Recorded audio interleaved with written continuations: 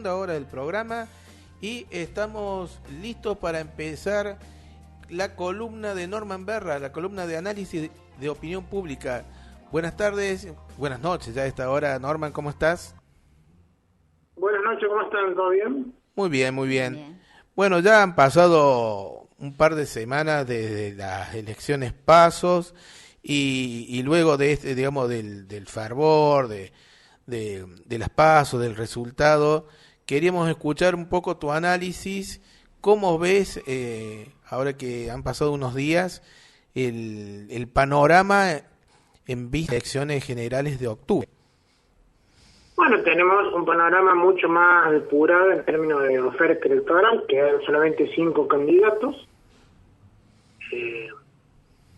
Lo que estamos viendo en general, que es una elección muy disputada por 3 fuerzas principales. Milei, que emergió como lo más beneficiado del resultado de la PASO, el único de los candidatos que individualmente y como fuerza alcanzó el 30% de los votos. Después tenés a Unión por la Patria y a Juntos por el Cambio disputando el segundo lugar. Cuando vos mirás la encuesta en general, la mayoría tiene mostrado adelante a Massa por arriba de Bullrich. Luego él coincide con las primeras hipótesis que se habían esbozado después de la PASO, que si bien Bullrich había ganado la interna, no estaba tan claro que pudiera retener todos los votos de la recta. Las primeras encuestas están mostrando algunos problemas de Bullrich para sostener todos los votos de la recta, y en cambio están mostrando que Massa sin mayor problema retiene gran mayoría bastante graves, lo cual, si vamos a un promedio de las últimas encuestas, te deja Milei claramente instalado por arriba del 30%, en algunas encuestas en torno al 35%, en algunas incluso más, pero si hablamos en promedio, ponemos 35, 36, 37, y aún Unión por la Patria también instalado por arriba del 30%, con cierta comodidad. Más complicada está Bullrich, que no termina de perforar el umbral del 30% que necesita para mantenerse competitivo y pasar a balotaje, ¿no? Entonces todo lo que nos está mostrando es que si la elección fuera hoy, probablemente tendríamos una primera vuelta que no resuelve al candidato, porque Milei no estaría sacando una diferencia tan contundente como para liquidar la elección, al menos por ahora, sino que tendría que ir a una segunda vuelta con el candidato de Unión por la Patria, Sergio Massa. Hola Norman, ¿cómo estás? Te habla Kevin. ¿Cómo va? ¿Todo bien? Una pregunta, ¿por qué se le complica mucho retener el voto a Bullrich? Y lo que pasa es que ahí un poco las hipótesis ya estaban antes de la elección, que eran que la interna había sido muy encarnizada, ¿no? Y que iba a ser muy difícil después soldar de nuevo esa coalición, habiendo llegado a un nivel tan extremo de virulencia en el enfrentamiento. Si vos a eso le sumas que encima de la PASO emerge como opositor más nítido Milei, que es un candidato que es más radical, todavía más radicalizado, digamos, más extremo que Bullrich, una parte incluso de los electores de Juntos por el Cambio de las elecciones anteriores empiezan a ver a Milei como una herramienta más atractiva contra el oficialismo que la misma Bullrich, ¿no? Entonces ahí en general lo que vos ves que las encuestas muestran que independientemente de su matiz y del margen de error que puedan tener, que por supuesto lo tienen, que una parte de los electores de la reta considera votar a Bullrich, pero una parte importante de los electores de la reta también la empieza a mirar a otras figuras como votables, el mismo Milei, en alguna proporción un poco menor, si llevaría algún votito Massa también, y alguna figura más moderada, más parecida a lo que la reta representaba, como el mismo Schiaretti, ¿no? Entonces, lo que te deja hoy es una candidata que emergió de la PASO como la tercera candidata en términos de votos individuales por detrás de Milei y de Massa, y que no logra romper esa inercia negativa de cara a octubre. Sigue siendo hoy tercera, y el tercero, por supuesto, tiene que salir de esa condición si quiere hacer un balotaje, ¿no? Claro. Norman, te habla Sofía ahora. ¿Vos crees, Norman, que por lo menos algunos votantes de Milei, después de este transcurso de las PASO a elecciones generales en sí de presidenciales, ¿crees que se van a arrepentir y se vayan a ya sea Sergio Massa o algún otro espacio político?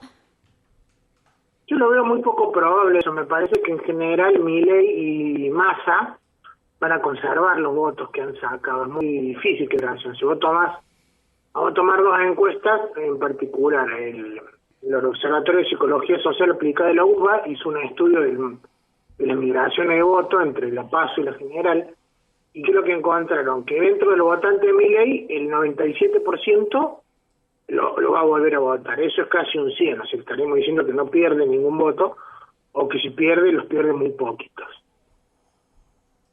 Vale decir que en términos tendenciales ahí tendría una fidelización del voto de Milei muy alta. En cambio, cuando va a Bullrich, ahí sí ve el problema que tiene Bullrich, porque en esta encuesta de Opsa-UBA ella retiene el 82% de sus votos, pero el 18% de los votos propios de ella podrían irse, lo pongo en potencial, porque la gente dice todavía no votó, está diciendo que podría llegar a votar, podría irse a Milei. Mientras que dentro de los votantes de Horacio Rodríguez Larreta, el 60 dice que se va a Bullrich, pero tenés un 20 que dice que se podría ir a Milei, tenés un 8% que se podría ir a Massa, y después tenés un porcentaje menor que votaría en blanco, votaría Schiaretti y ni dio vota. Cuando vos vas a Massa, el panorama es muy parecido al de Milei. Massa retiene el 98% de sus votos, prácticamente el 100%, y además capta casi el 90% de Grabois, una porción muy chiquita de Grabois se podría ir a Bregman, voto en blanco o a otros candidatos. Pero en general ves ahí que en Milei y en Massa la fidelización del voto del sello, Unión por la Patria y Libertad Avanza, respectivamente, funcionan sin mayores fisuras.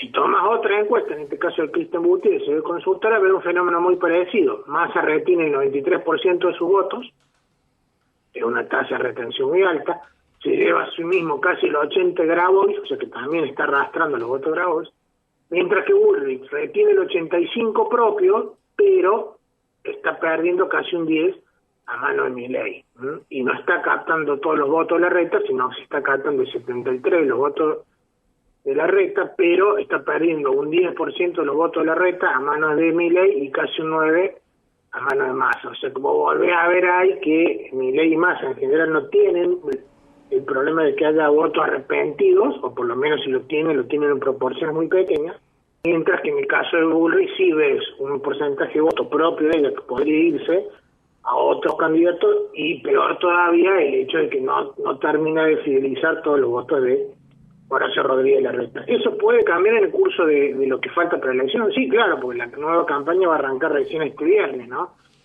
O este sábado, para ser más preciso. Entonces habría que ver cómo cada candidato pule su estrategia para estos casi 60 días que faltan para la elección. Pero hoy en general el panorama es un Milei afirmado como en la punta, un Massa segundo con cierta comodidad, con ventaja sobre Bullrich, quiero decir, no digo que sea cómoda la posición de Massa, una posición hiper incómoda, porque está no solo de candidato, sino que está al frente de una gestión económica con muchísimos frentes que enfrentar, pero digamos desde el punto de vista competitivo está mejor Massa hoy que Bullrich, ¿no? Norman, ¿y qué pasan con los votos de el candidato Juan Schiaretti? Porque logra pasar las pasos, pero bueno, ante una tendencia de polarización, ¿qué van a pasar con los votos de Juan Schiaretti? ¿Él los fideliza o hay alguna tendencia que se fuguen? Bueno, no va a ser de polarización porque en realidad no tenés dos polos, sino que tenés tres candidatos que son Milei, Massa y Bullrich, ¿no? Pero sí es cierto que los votos de él se ven tironeados. Si vos ves la encuesta de Opsa-UBA, o sea, la de la Ciudad de Buenos Aires, la de Psicología, ves que la fidelización del voto de Schiaretti es del 60%, o sea, 6 de cada 10 que lo fueron a votar en la PASO lo volverían a votar, pero hay un 12% que mira a Milei como candidato probable, o sea, que podría perder, también hay una parte. Hay otro 12 que también lo podría votar a Bullrich, y hay otro 12 que lo podría votar a Massa. O sea que ahí Schiaretti presenta una fuga potencial de casi 40% de los votos que podría llegar a perder, lo cual es un montón, sobre todo para un candidato que no llegó al 5% de la PASO. Cuando mira la encuesta de Cristian Butti, para hacer un análisis comparativo, ves ahí que en general Schiaretti también retiene el 60% de sus votos, son muy parecidos los datos que nos dan encuesta, pero tiene un 40% que podría perder también. Ese 40% se distribuye entre un 17% que podría ir a Milei, un 6 que podría ir a Massa, un 7 se podría ir a Bullrich, ¿no? Y tenemos un 11 indeciso. O sea que también vamos a ver un gobernador de Córdoba que va a tener que hacer un esfuerzo muy grande para sostener sus votos, y seguramente su apuesta mayor va a estar en fidelizar los votos que obtuvo en provincia de Córdoba, ¿no? Que es donde él es más conocido y donde recogió su mayor caudal electoral en el Paso. Norman, y ahora te vuelvo yendo a Córdoba. ¿Vos crees que acá en Córdoba, sabiendo que el aparato del PJ que conduce Schiaretti ya movilizó a partir de movió a agitar de nuevo el aparato en un acto de esmata, no sé si tuviste enterado en los medios, que tuvo presencia de fuertes operadores políticos como Pablo Cocinero, Héctor Pichi Campana, tanto para Capital Interior? ¿Vos crees que esta elección acá en Córdoba, Schiaretti pierde votos tanto de un sector del mismo peronismo que va a jugar para Massa y de los sectores de Hacemos por Córdoba que juegan para Juntos por el Cambio, que también se referencian un poco con Prunoto y otros dirigentes más?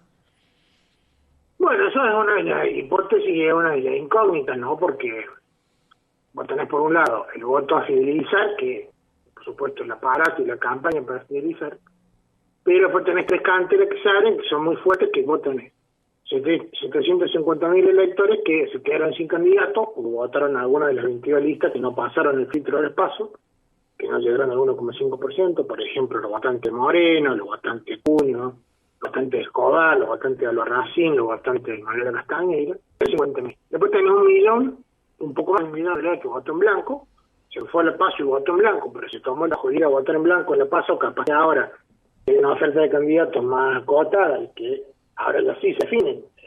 El próximo presidente y los diputados nacionales terminan optando por alguno de los 5 que quedaron, y además tenés 10 millones que no fueron a votar, los cuales seguramente no van a ir a votar los 10 millones, pero un porcentaje importante podría ir, generalmente entre la PASO y la general se suman un 10% de electores.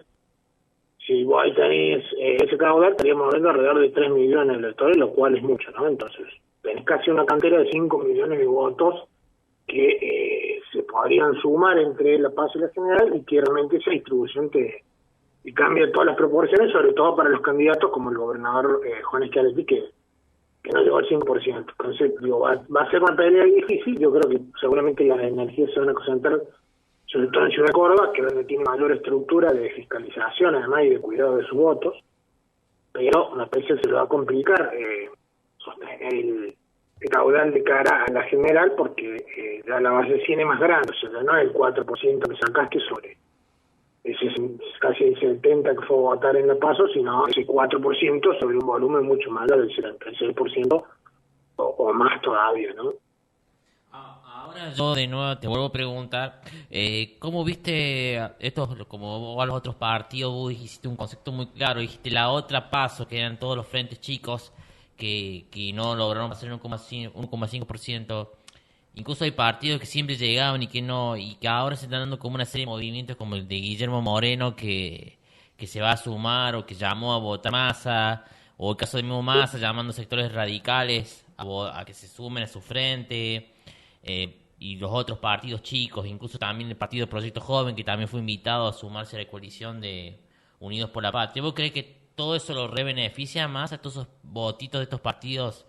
Incluso algunos partidos de derecha también le pueden sumar algunos más puntos a Massa, estos partidos que no pudieron pasar. Es interesante. Ahí la UBA, el Observo, hizo un microanálisis de los votos de otros candidatos, o sea, de los que votaron a candidatos que, como dijimos, no clasificaron para la general, y ahí a ellos les dio este panorama. Entre los que votaron a candidatos que no pasaron el filtro de la PASO, el 30% ahora dice que va a votar en blanco. Pero el que se lleva mayor proporción ahí de esos votantes es efectivamente Sergio Massa. Casi 25% de los electores que votó a otros candidatos en la PASO ahora está diciendo que votará a Sergio Massa. El 30% dice que va a votar en blanco, y hay un 16% que ahora dice que no va a votar. Y después de Massa, que se lleva casi un cuarto, tenés un 10,7% que votaría Bregman, un 7,4% que votaría Milei, un 6,8% que votaría Bullrich y un 4% que votaría Schiaretti. O sea que desde el punto de vista de esos votantes, el más beneficiado es Massa, ¿no? Norman, quería preguntarte, nos vamos a trasladar a otros distritos, ¿no? No a Córdoba, Provincia de Buenos Aires y Ciudad de Buenos Aires. Ahí Milei queda tercero. probablemente sea también un problema de fiscalización o de estructura de fiscales. ¿Vos qué opinión tenés? ¿Crees que Milei va a hacer una mejor elección? ¿Puede llegar a superar a Patricia Bullrich y a Juntos por el Cambio en esos distritos? Bueno, ahí la pelea más grande es la de Provincia de Buenos Aires, porque recordemos que Provincia de Buenos Aires es el distrito de mayor peso, pesa 37% del electorado a nivel nacional. Vos ahí tenés dos elecciones importantes, la elección presidencial y la elección de gobernador, ¿no? Que lo que te dejó es un panorama donde Axel Kicillof sacó una ventaja importante, sacó en el paso el 36,4%, y superó tanto a la sumatoria de Silly más Grindetti como a la candidata de Milei, que es Carolina Píparo, sacó el 24%. Y lo que está sucediendo hoy en Provincia de Buenos Aires, y bueno, el candidato de Patricia Bullrich está teniendo problemas similares a los de su candidata. Primero que la victoria de Grindetti sobre Santilli fue muy cortita, mucho más corta que la victoria de Bullrich sobre Larreta a nivel nacional, hasta el punto que estaban esperando que Santilli reconociera una derrota. Ha sido bastante remiso a reconocerla.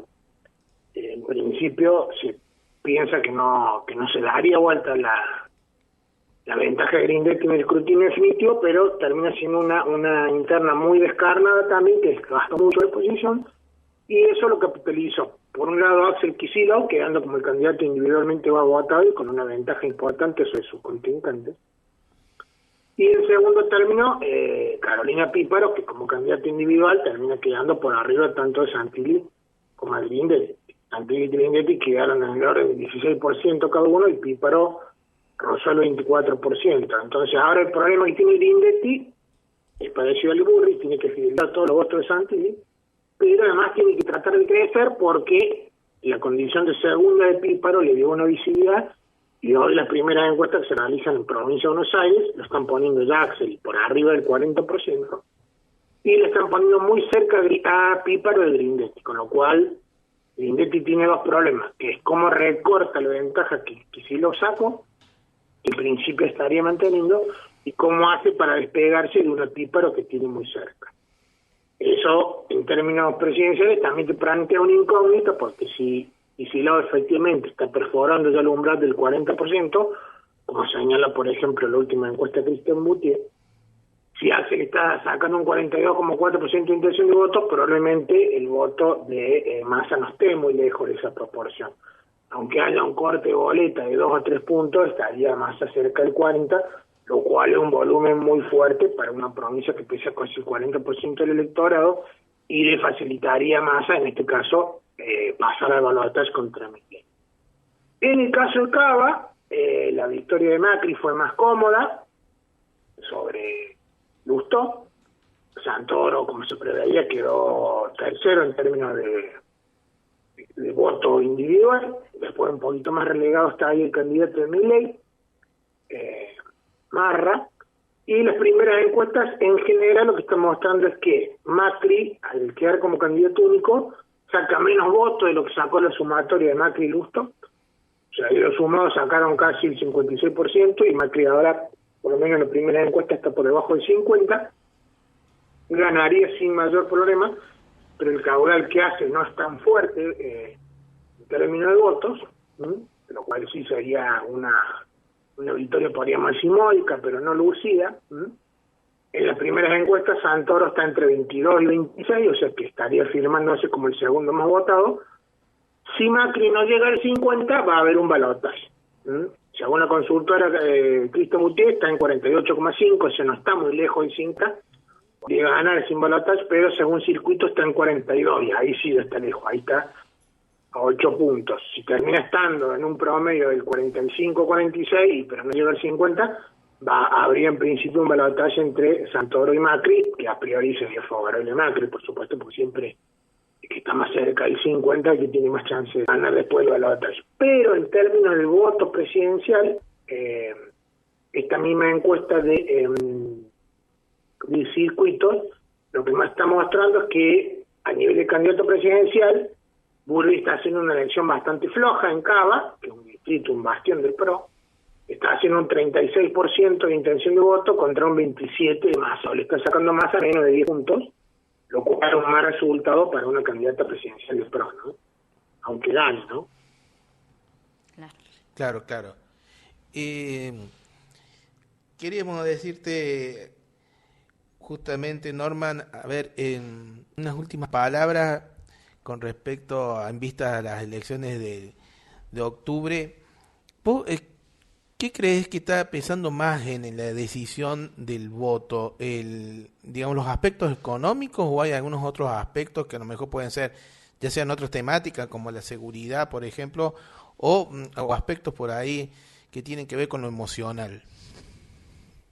No, siempre el voto es multicausal, porque vos tenés distintos segmentos electorales que votan con distintas motivaciones. Por supuesto, el bienestar o el malestar económico siempre son elementos que gravitan. Cuando vos tenés un gobierno con un bienestar económico, es más fácil que ese gobierno gane, o el candidato a ese gobierno gane, y cuando tenés malestar económico, es más fácil que ganen los candidatos opositores.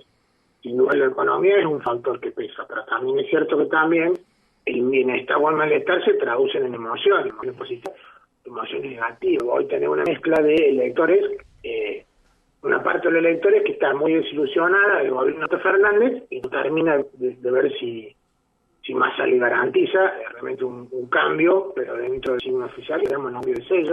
Tenemos todos los electores que están desencantados junto por el cambio, que votaron a Mauricio Macri en 2009, y una parte de ellos volvió a votar a los candidatos junto por el cambio, como en la recta de Bullrich, pero una parte importante ya lo voté, y ahí la buena elección para Milei, porque como venimos diciendo, Milei le saca votos al frente de todo, pero le saca más votos juntos por el cambio, porque la elección de Milei también se explica como un factor de decepción del gobierno de Macri, además de la decepción que puede haber del gobierno de Alberto Fernández, y después tenés también un voto de electores más jóvenes que no han vivido la experiencia del 2001 y no han vivido la experiencia del feminismo, y para quienes la prédica de una figura relativamente novedosa como la de Milei, que aparece como una especie de rebelde, al mismo tiempo que tiene un discurso extremadamente reaccionario, puede generar, o ha generado evidentemente algún atractivo para esos electores.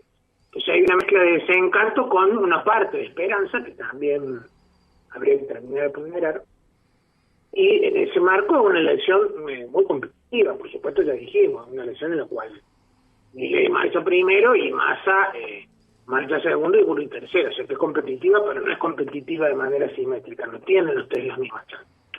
Hoy la mayor chance es que la elección no se resuelva en primera vuelta, que Milei no llegue al 45 ni que saque 40 con más de 10 diferencias, sino que haya un balotaje, y hoy el que está mejor perfilado para ese balotaje es Massa y no Bullrich. Esa es la foto de hoy. Por supuesto, de acá a los 50 días que quedan en la elección, algo de eso puede cambiar. Vamos a tener un par de debates entre los candidatos que pueden ser dinámicas e interesantes de ver también.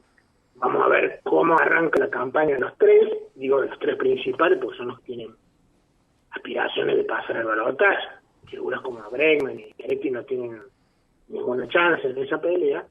Pero, digamos, la estrategia de campaña y la coyuntura de campaña, centralmente la economía en el caso de Massa, y de ahí entran estos últimos anuncios que ha hecho el ministro y el candidato, pueden generar algún efecto que lo ayude a garantizarse el paso al balotaje, o también lo pueden complicar si realmente la inflación se va mucho de las manos, ¿no?